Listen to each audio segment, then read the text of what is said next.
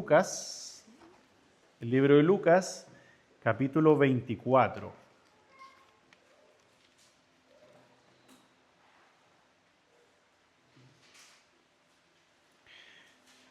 Lucas 24, hoy vamos a leer de los versículos 13 en adelante. 13 al 35. Lucas 24, del 13 al 35 vamos a leer el día de hoy.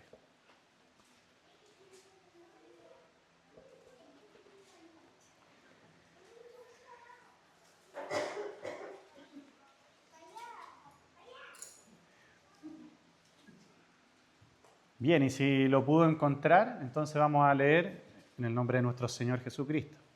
Dice así: aquel mismo día, dos de ellos se dirigían a un pueblo llamado Emaús, a unos 11 kilómetros de Jerusalén. Iban conversando sobre todo lo que había acontecido. Sucedió que mientras hablaban y discutían, Jesús mismo se acercó y comenzó a caminar con ellos, pero no lo reconocieron, pues sus ojos estaban velados. ¿Qué vienen discutiendo por el camino?, les preguntó. Se detuvieron cabizbajos y uno de ellos, llamado Cleofás, le dijo: ¿eres tú el único peregrino en Jerusalén que no se ha enterado de todo lo que ha pasado recientemente? ¿Qué es lo que ha pasado?, les preguntó. Lo de Jesús de Nazaret. Era un profeta poderoso en obras y en palabras delante de Dios y de todo el pueblo. Los jefes de los sacerdotes y nuestros gobernantes lo entregaron para ser condenado a muerte y lo crucificaron. Pero nosotros abrigamos la esperanza de que era Él quien redimiría a Israel. Es más, ya hace 3 días que sucedió todo esto. También algunas mujeres de nuestro grupo nos dejaron asombrados. Esta mañana muy temprano fueron al sepulcro, pero no hallaron su cuerpo. Cuando volvieron nos contaron que se le había aparecido unos ángeles quienes le dijeron que él estaba vivo. Algunos de nuestros compañeros fueron después al sepulcro y lo encontraron tal como habían dicho las mujeres, pero a él no lo vieron. «Qué torpes son ustedes», les dijo, «y qué tardos de corazón para creer todo lo que han dicho los profetas. ¿Acaso no tenía que sufrir el Cristo estas cosas antes de entrar en su gloria?». Entonces, comenzando por Moisés y por todos los profetas, les explicó lo que se refería a él en las Escrituras.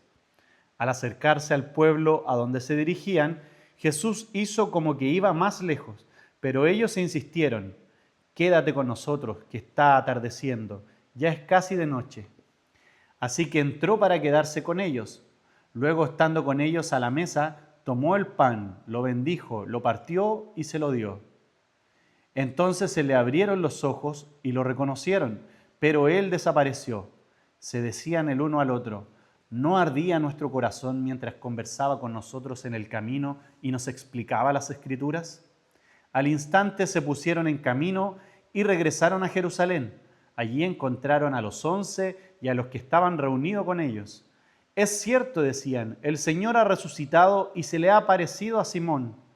Los dos, por su parte, contaron lo que le había sucedido en el camino y cómo habían reconocido a Jesús cuando partió el pan. Amén. Vamos a orar. Señor, te damos gracias en esta mañana. Gracias porque confiamos plenamente que eres tú quien nos reúne y nos invita a poder adorarte en esta hora, Señor. Y de esa misma manera, Señor, escuchamos tus palabras, quienes bendicen cada día nuestra vida, Señor. Quienes nos alientan, quienes nos entregan la fe necesaria para poder vivir en nuestra semana, Dios. Ayúdanos en esta hora, Señor, a poder escuchar fielmente esa palabra, a poder, Señor, poner oído a lo que tú quieres decir a nuestra vida, Señor. Permite que mis palabras, Señor, no sean de tropiezo para que tu voz pueda escucharse en cada uno de nuestros corazones. Y que, Señor, en esta hora podamos salir de este lugar con mucha más fe de la que entramos, Señor, creyendo que eres tú nuestro Señor y nuestro Salvador. Te damos gracias en esta hora, Dios, en el nombre de Jesús, nuestro bendito Salvador. Amén. Bien, hermanos, si se dieron cuenta, el texto relata algo que nosotros vamos en algunas pocas semanas más vamos a volver a celebrar y a conmemorar, que es la crucifixión, muerte y resurrección de Jesús, ¿cierto? Este es un texto que particularmente a mí en un momento de mi vida me bendijo mucho porque me permitió de alguna manera comprender a un Jesús que no conocía aún, a un Jesús que yo desde pequeño, desde toda mi vida escuché, pero a través de su misma palabra pude entender algo más allá. El Señor entregó algo de fe a mi vida a través de estas mismas palabras y espero de corazón que también en este sermón usted pueda salir con mucha más fe de este lugar. Entonces, nos contextualizamos después de la crucifixión de Cristo. Este momento, un momento terrible para todos los seguidores de Jesús, ¿cierto? Quienes habían acompañado a Jesús en su caminar. Los mismos hombres de aquí estaban relatando que vieron obra maravillosa que había hecho Jesús, vieron milagros, escucharon cómo Él hablaba a las demás personas y en verdad habían creído en sus corazones que este hombre era el Mesías prometido que durante tantos años habían esperado, ¿cierto? Era quien venía a redimirlos, quien venía a sacarlos de la esclavitud, a sacarlos de la mano del imperio romano sobre ellos. Y ellos estaban convencidos de eso. Imagínense nosotros poner la fe en una persona de esta manera, de tal manera que creemos todo a ciegas de lo que dice esta persona, pero llega un momento, como les pasó a estas personas, que lo vieron morir delante de ellos. Y no morir de una manera suave, sino de una manera terrible. Esta persona que para ellos iba a ser el Salvador, el que iba a redimirlos, fue humillado de una manera que no habían visto delante de ellos. Y el panorama para ellos era absolutamente desolador. ¿Por qué yo quiero hacer la analogía de repente de lo que a nosotros nos pasa cuando creemos ciegamente en algunas personas y finalmente pasa algo que nos quita a lo mejor la esperanza en esa persona? Muchas veces nos ha pasado y en el último tiempo creo que usted mismo se ha dado cuenta de que comúnmente como país ponemos fe en distintos grupos de personas, especialmente en grupos políticos, ¿cierto? Que a nuestros ojos son quienes van a cambiar las cosas, ¿cierto? Quizás hemos conocido incluso a cristianos que han vivido esto, que ponen su fe ciegamente en personas y creen realmente que a través de ellas pueden venir una mejoría, una salvación a nuestro país. Pero algo hemos aprendido en el último tiempo, sobre todo en nuestro país, que todos los sectores políticos han pasado por el fracaso y todos les ha tocado perder de una manera humillante. Algunos han ganado en ciertos momentos, después han perdido y de esa manera muchos de estos seguidores que ponen su fe ciega en estas personas han visto caídas sus esperanzas. No sé si le ha pasado que han conocido a una persona que de verdad pareciera que toda su esperanza se ha visto por el suelo. Y llama la atención porque justamente es lo que les pasó a los seguidores de Cristo. Pero aquí hay obviamente algo muy diferente. Es que olvidaron los seguidores de Cristo todas las palabras que el mismo Jesús y todas las profecías que durante años se habían dicho acerca de Él. Y vamos a ir leyendo algunas de ellas. Vemos a estos dos hombres que no sabíamos antecedentes previos de ellos, solo sabemos que eran seguidores de Jesús, vemos el nombre de uno de ellos y sabemos también que estaban con el grupo de discípulos que escucharon a las mujeres venir desde el sepulcro muy temprano en la mañana. En su mente de estas personas, de estos dos hombres, no concebían el hecho de que el Hijo de Dios debía pasar por este sufrimiento. Los líderes religiosos de la época, al leer en los textos del Antiguo Testamento, solo veían la gloria y la victoria del Mesías que vendría, pero olvidaban otra parte de la historia.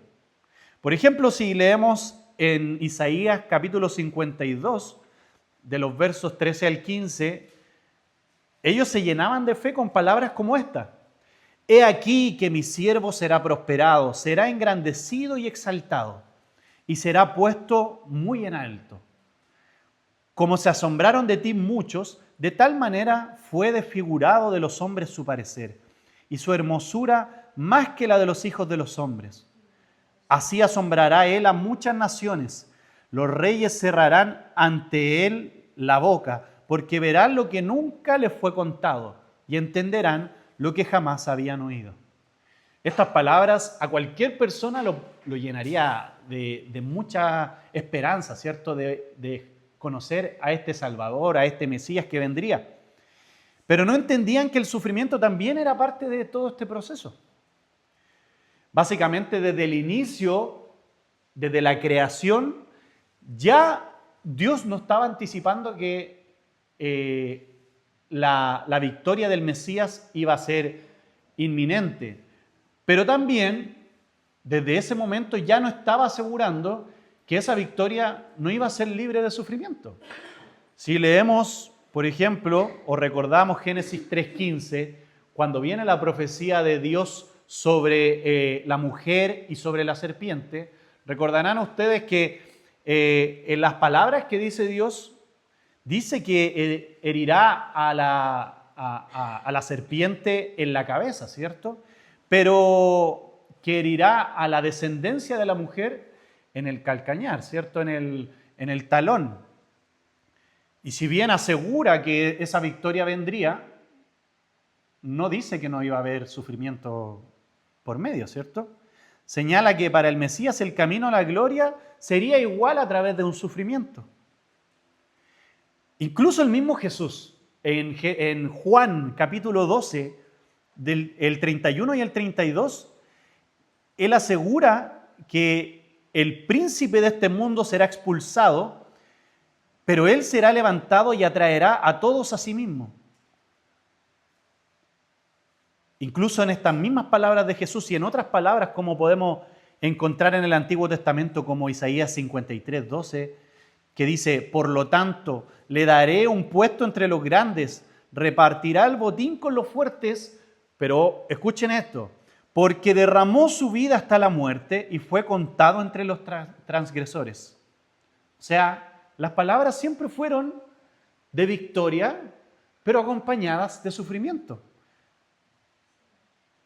Ellos debían tener claro que era necesario el sufrimiento del Mesías para cumplir su propósito. Jesús lo había explicado muchas veces y aún así lo olvidaron. Por eso Jesús los llama insensatos, los llama torpes, ¿cierto? En algunas versiones que leíamos. Y ahora la pregunta para nosotros es: ¿cuántas veces nosotros hemos caído en este mismo error, hermanos? ¿Conocemos las palabras de Dios para nuestra vida? ¿Conocemos las promesas del Señor en nuestra vida? Y comúnmente las olvidamos cuando viene algo malo a nuestra vida, cuando viene sufrimiento, cuando viene algo que nos hace perder un poco la esperanza. Inmediatamente somos como estos hombres cabizbajos, tristes por lo que ha sucedido. Conociendo las promesas de Dios para nosotros, las olvidamos o nos hacemos oídos sordos a ellas, ¿cierto? Ellos debían tomar una posición clara con respecto a lo que estaba pasando. No simplemente dar todo por terminado. Bueno, pero si leemos la historia, se darán cuenta que ellos ya habían dado todo por terminado. Su esperanza estaba por el suelo. Incluso se estaban devolviendo ya de Jerusalén a su tierra. Ellos, con un caminar, imagino yo, por lo que dice la palabra, triste, lento, conversando de estas cosas que habían sucedido, que su maestro había sido crucificado cruelmente frente a ellos y muerto, y hace 3 días ya había muerto. Ellos iban con esta tristeza en sus vidas. todo lo que vemos acerca de ellos es tristeza, desesperanza. Pero nosotros vemos de otra manera a un Jesús que se acerca a ellos, a un Jesús que toma la iniciativa y se les acerca y les habla, incluso los regaña, ¿cierto? Y les enseña y los acompaña. ¿Hay desesperanza, ansiedad en nuestra vida, hermanos?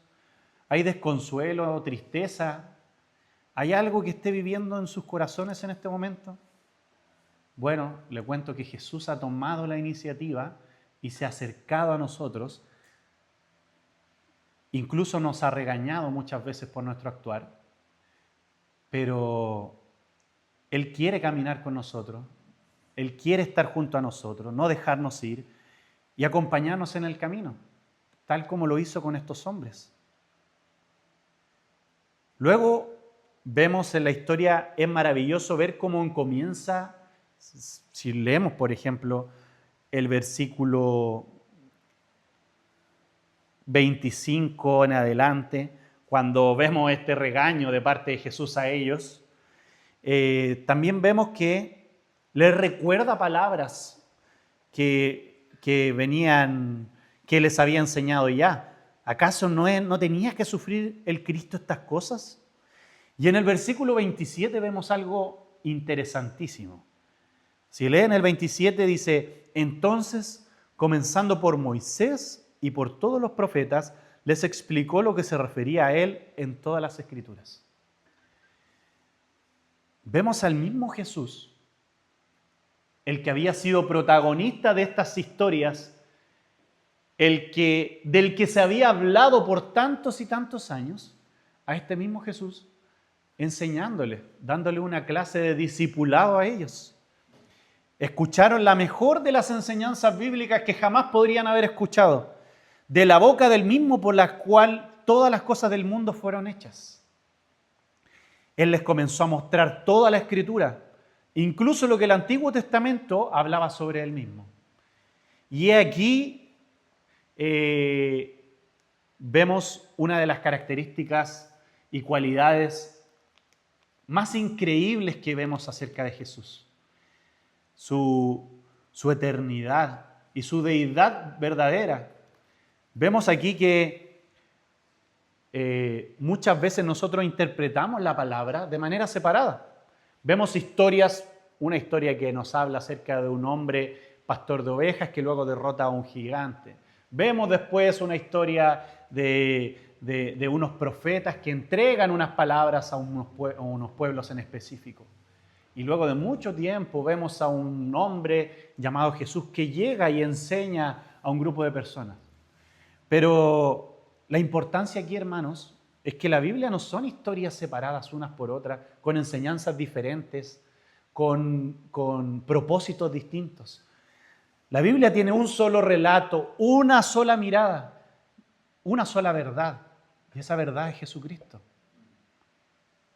Si nosotros vemos la palabra del Señor, la Biblia, y la leemos con los lentes que significa verlo a través de Jesucristo, podremos dar cuenta que todo está conectado.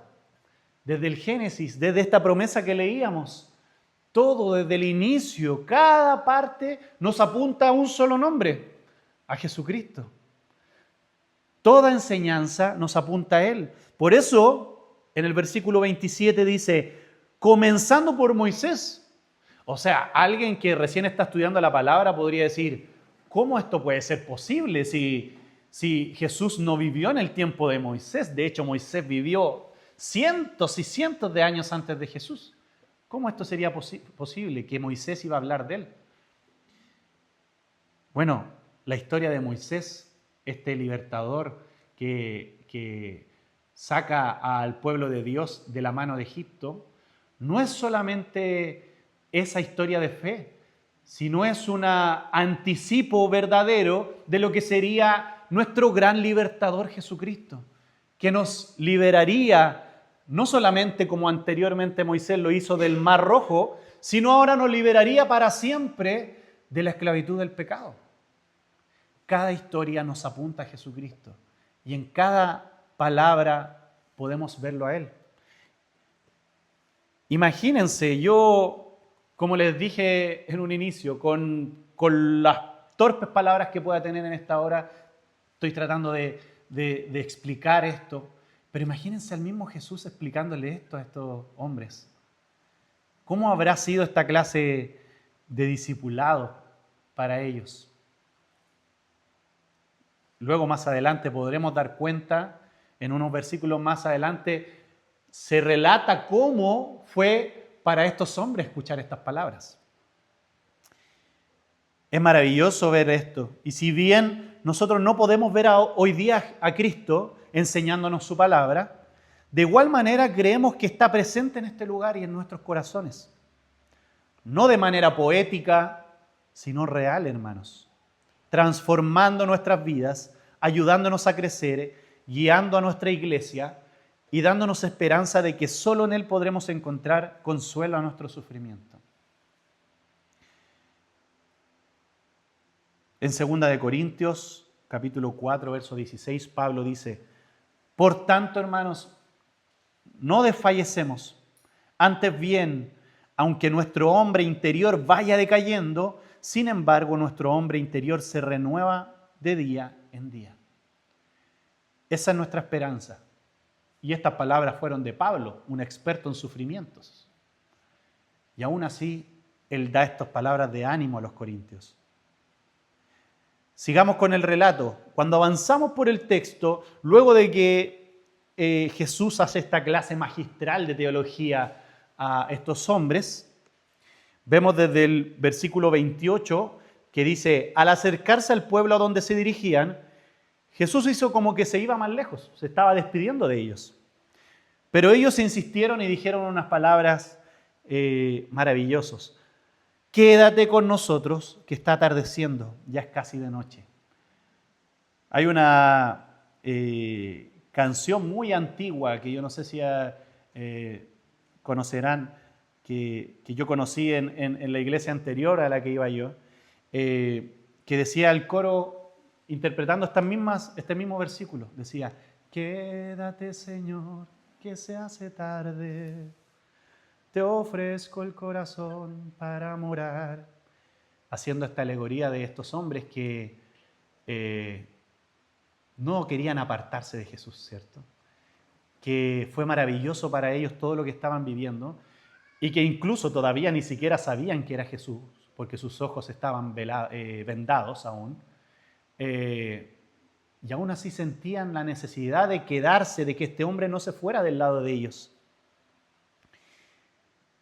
Tomar una decisión correcta como la que hicieron estos hombres, de pedirle a Jesús que se quedara, es lo que todos queremos. Todos quisiéramos tomar a diario decisiones correctas, ¿verdad? Tomar una decisión correcta obviamente nos va a ayudar a equivocarnos. Nadie le gusta equivocarse. Y bueno, hay historias de la humanidad donde hay personas que han tomado decisiones incorrectas. Por ejemplo, yo leí acerca de la historia del Titanic. Todos conocen la historia del Titanic, ¿verdad? O por último hemos visto la película. Que ocurre este hecho tan trágico, pero hay una decisión interesante que quizás podría haber cambiado todo el rumbo de la historia. Los vigías del barco, quienes estaban a cargo de esto, esa fatídica noche no llevaban binoculares. ¿Sabían eso ustedes? Y al parecer, la falta de estos aparatos entre el equipamiento de los vigías se debió a una mala decisión. La compañía White Star Line, que era la que estaba a cargo de este crucero, decidió en el último momento sustituir al oficial que se llamaba David Blair por el oficial Henry Wilde. Y lo que pasó fue que el primer oficial, David Blair, al abandonar el Titanic, al abandonar sus funciones, se olvidó de especificar cuál era el lugar donde se habían guardado los binoculares y entregar las llaves. O sea, imagínense cómo podría haber cambiado la historia si ese hombre hubiese tomado una decisión correcta. Y si bien hay decisiones que han sido trascendentales para eventos históricos, Como cristianos creemos que Dios ejerce un control eficaz y universal y amoroso sobre todas las cosas, ¿cierto? Confiamos en la soberanía del Señor. Él es soberano, pero también nos permite tomar decisiones a diario que estén dentro de lo que Él ha establecido. Estos discípulos también habían sido alcanzados por esta gracia maravillosa del Señor. Es por esto que ellos no querían dejar que Él se fuera. Y tomaron esta gran decisión de hacerlo entrar en su morada, de pedirle que se quedara, de disfrutar este momento hasta las últimas instancias, de cenar con Él y de aferrarse a esto que estaban viviendo. Recordemos que ellos estaban tristes, de que ellos estaban pasando un momento terrible de desesperanza, y este momento, este instante, fue increíble y maravilloso para ellos. Hermanos, ese mismo Jesús que estuvo cenando esa noche con estos hombres, hoy está con nosotros. ¿Podremos ser capaces de abrirle las puertas y dejar que haga morada permanente en nuestros corazones? Bueno, leemos entonces del versículo 28 que Jesús se queda porque estos hombres le piden que se quede. Y así entró, dice el versículo 29 al final, así que entró para quedarse con ellos. Luego, estando con ellos a la mesa, tomó el pan, lo bendijo y lo partió y se los dio. Jesús entonces bendice el pan y les da de comer. Dice también la palabra que los ojos de los discípulos fueron abiertos, ¿cierto? Pero que Jesús desapareció al instante de ese lugar. Y ellos comentan algo hermoso, que es lo que decía anteriormente. ¿Acaso no ardía nuestro corazón mientras nos hablaba en el camino y nos explicaba las Escrituras? No sé si a ustedes alguna vez han vivido este hecho de que al escuchar la palabra del Señor, sus corazones sienten como arden, sienten que su interior arde por esa fe que el Señor está depositando en ustedes. Bueno, el fuego que todos conocemos tiene diferentes aplicaciones y enseñanzas. Y yo traje un dato interesante más que importante, ¿eh? No es muy importante, es interesante. Un dato interesante acerca del fuego.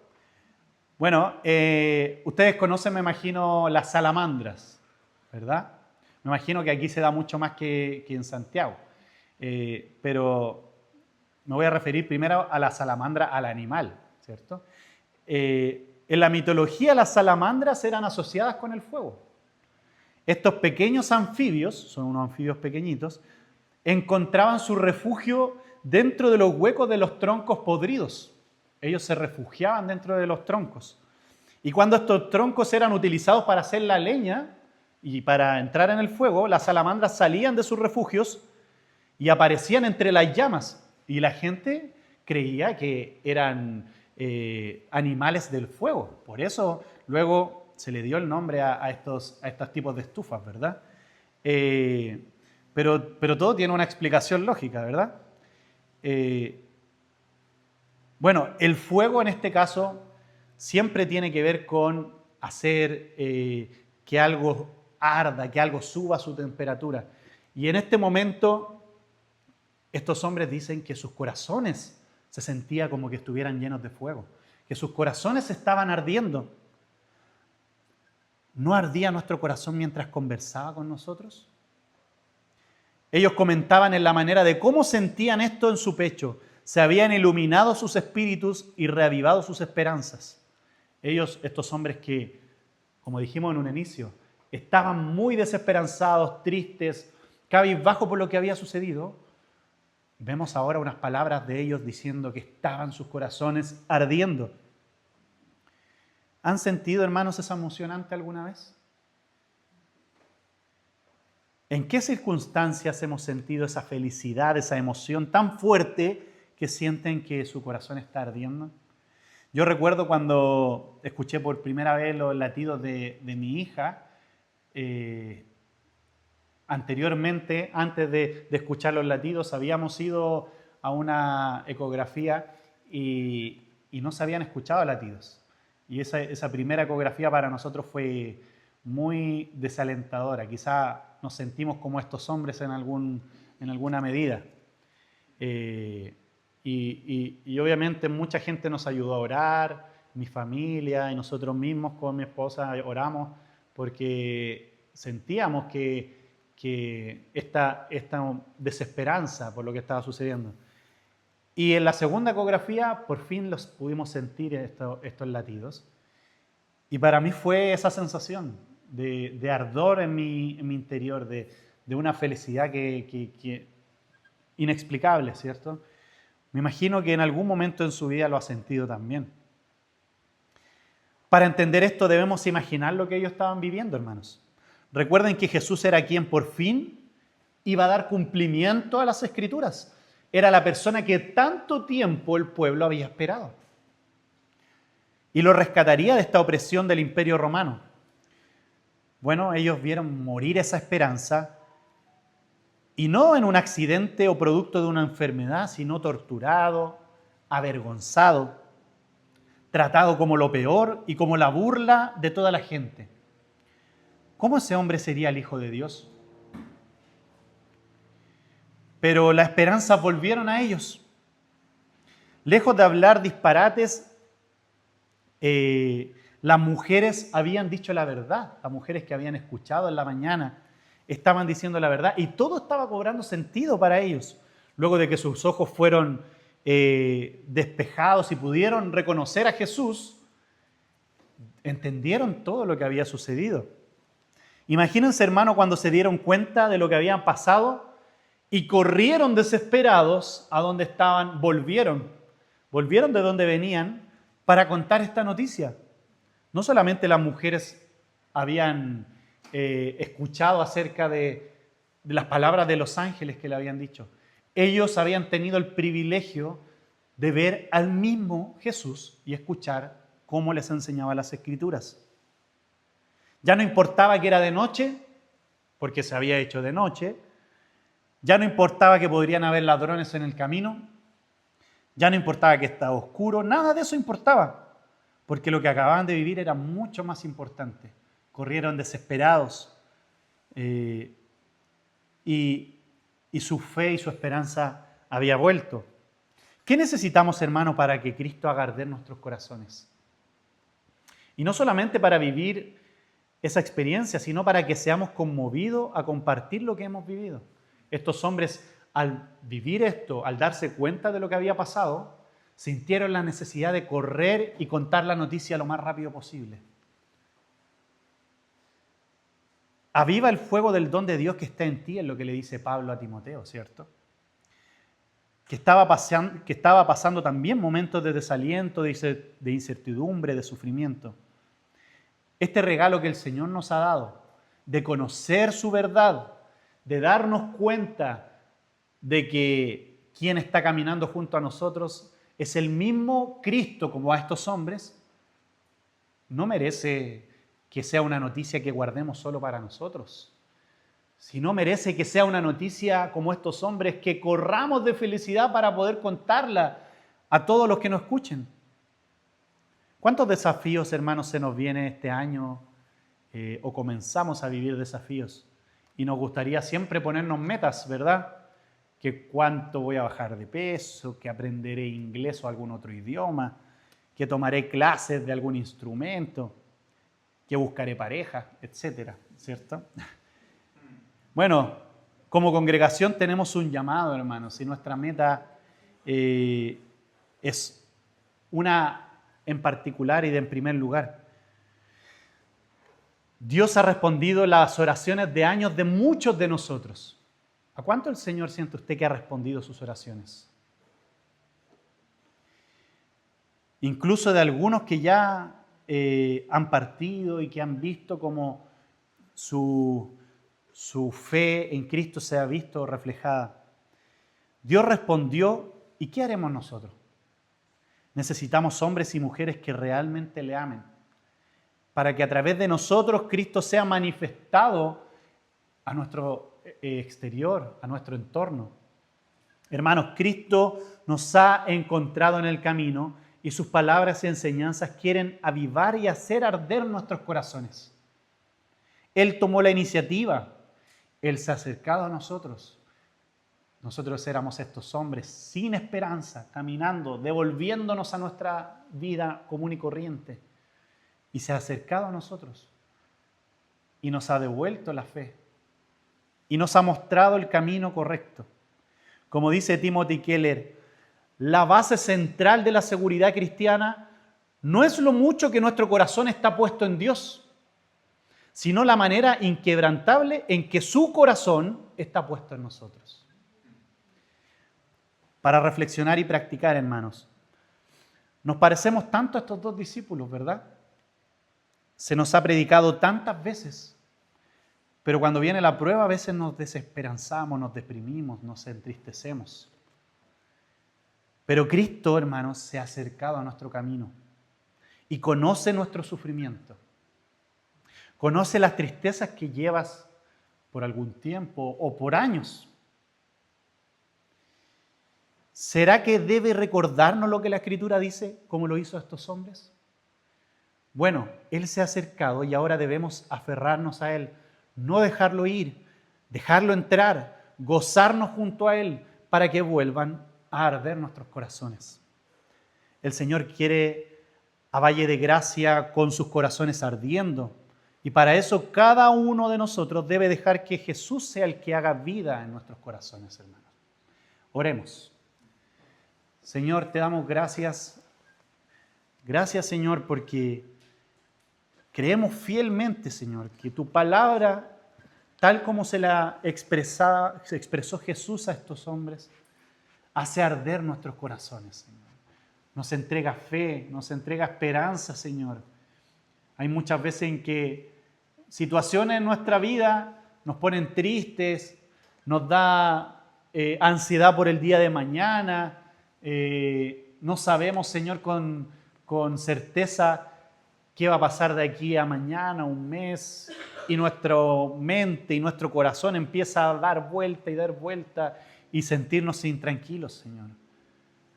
Pero tú nos recuerdas a diario tus palabras, Señor, y a través de tu palabra nos recuerdas, Señor, que tú eres el único capaz de darnos la fe que necesitamos a nuestros corazones. La paz y la tranquilidad que necesitamos viene directamente de ti, Señor.